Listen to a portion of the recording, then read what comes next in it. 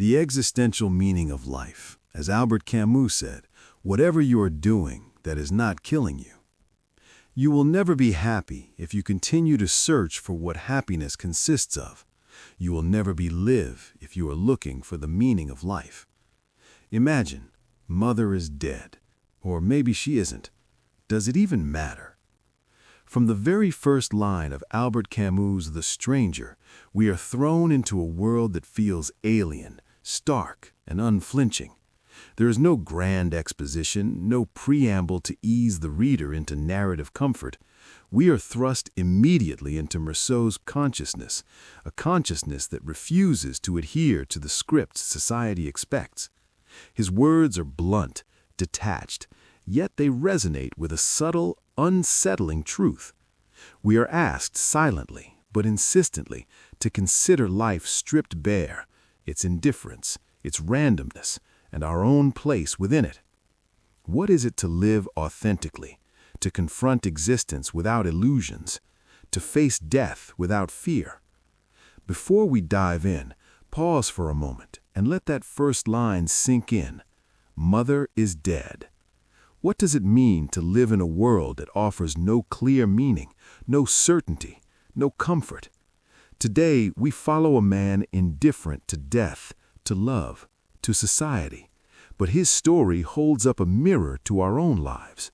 Together, let's peel back the surface and discover what lies beneath. Camus does not offer comfort. He does not offer moral lessons. He offers something far rarer, a mirror of life itself, in all its stark, uncompromising reality. And as listeners, as we travel alongside Meursault, we are invited to confront ourselves in the reflection. Segment 1. The World Through Meursault's Eyes. From the first page, Meursault's detachment is both startling and mesmerizing.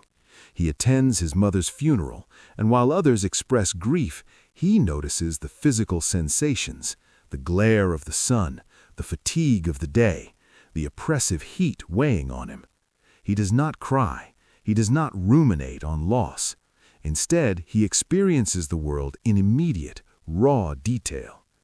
It was very hot, and I could feel the sun burning my eyes. The coffin seemed heavy, and yet I noticed the brightness of the sky and the way the light reflected off the stones. These observations are not incidental. They form the foundation of Camus' existential vision.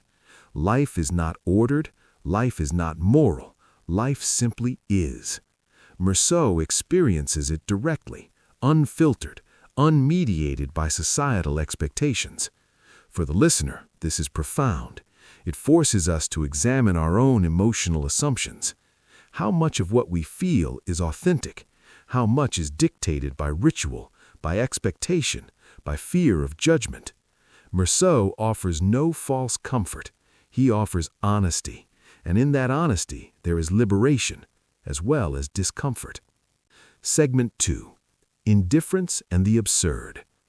Meursault's indifference is not apathy, it is clarity. He perceives the world as it is, not as he wishes it to be. This is the essence of what Camus calls the absurd. The absurd arises when human beings who crave meaning and order confront a universe that offers neither. The pivotal moment of this confrontation comes on the beach, under the oppressive Algerian sun, when Meursault shoots the Arab. The act is sudden, almost incidental, dictated by heat, blinding light, and circumstance. The sun was high, blinding. My hand moved as if it had a mind of its own. I fired 4 times. Here, morality, justice, and premeditation recede. The universe does not sanction the act, nor does it condemn it. It simply exists. And society, confronted with Meursault's lack of explanation, recoils. They cannot understand the simplicity of the act because they cannot tolerate the absence of narrative meaning. This is the core of the absurd hero. He does not fabricate meaning to soothe himself. He does not pretend. He lives fully within the reality of existence, accepting its indifference. Segment 3. Love without illusion. Meursault's relationship with Marie offers another layer of existential insight. It is not romantic in the conventional sense. There are no grand declarations, no promises of forever. There are only moments of physical closeness, shared experiences, and presence. She laughed, and I felt a lightness in my chest. I held her hand, and it was enough. For the listener, this is revelatory. Camus suggests that love, like life, need not be moralized or dramatized. It exists in the immediacy of experience. It is honest, unembellished, and fleeting. Yet society judges this detachment, equating emotional simplicity with moral deficiency. Camus challenges us to reflect. Are our relationships authentic, or are they performed to satisfy expectation? Segment 4. Society's Judgment. The trial of Meursault is less about crime than it is about conformity. He is not condemned primarily for murder. He is condemned for his failure to adhere to social scripts. He did not cry at his mother's funeral. He did not profess remorse he did not feel. He did not perform emotion. The courtroom becomes a theater where society punishes authenticity. The world demands narrative, ritual, and moral alignment. Meursault refuses. He breaks the script, and the world responds with judgment. For the listener, this is a mirror of our own lives. How often do we suppress our own truths to align with what others expect? How often do we perform grief, joy, love, or remorse because society demands it? Camus exposes the tension between societal conformity and personal authenticity in a way that resonates deeply long after the trial ends. Segment 5. Death and Freedom. Facing execution, Meursault achieves clarity. The universe remains indifferent. Life offers no inherent meaning, and yet he is at peace. By embracing the absurd, he transcends fear, guilt, and illusion. Death is not terrifying. It is simply another fact of existence. I opened myself to the gentle indifference of the world. I felt the embrace of everything, the universe, and my own end. Here lies the radical insight. Liberation comes not from imposing meaning where there is none, but from accepting life fully, honestly, and without illusions. Meursault's serenity is not passive. It is the freedom to live authentically, even in the shadow of mortality. For the listener, this is transformative. It asks us to reconsider our own relationship with death, impermanence, and the freedom that comes from confronting life as it truly is. Segment 6. The Power of Camus' Minimalism. Camus' writing is sparse, precise, and unadorned. Short sentences, careful observations, attention to sensation. These techniques immerse us fully in Meursault's consciousness. Every line carries weight. The heat was unbearable. The light reflected off the stones and scorched my skin. My hand shook. Minimalism in prose mirrors the novel's existential philosophy. Life is immediate, fragmented, and indifferent. The reader or listener cannot hide behind literary flourish. They are present, forced to feel the world as Meursault does, in all its harsh immediacy. The effect is profound. The listener is drawn into Meursault's perspective, experiencing his detachment, his freedom, and his confrontation with the absurd in a visceral, almost physical way. Segment 7. Existential Reflections. The Stranger is more than a story. It is a reflection, a question, a challenge.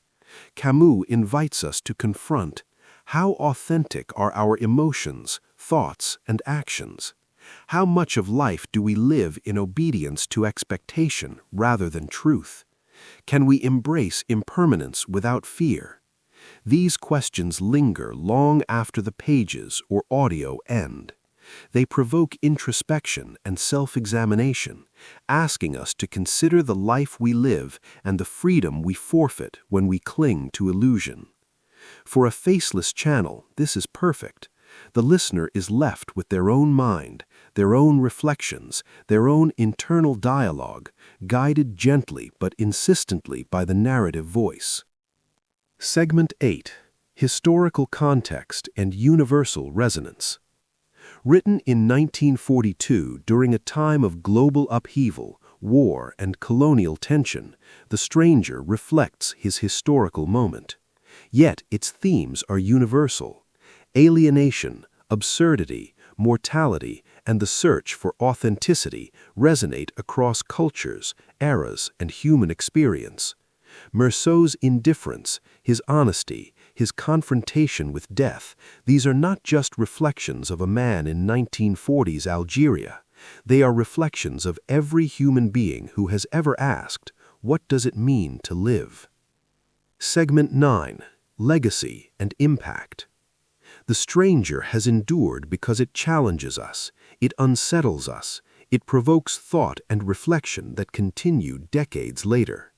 Meursault's journey, his detachment, and his ultimate acceptance of the absurd provide a blueprint for living authentically. To face life without illusion, to embrace mortality without fear, to experience love, joy, and existence fully without pretense. Camus' work is not comfortable, but it is essential. It lingers in the mind, quietly asking questions that have no easy answers. Closing reflection. Albert Camus' The Stranger is a mirror of the human condition.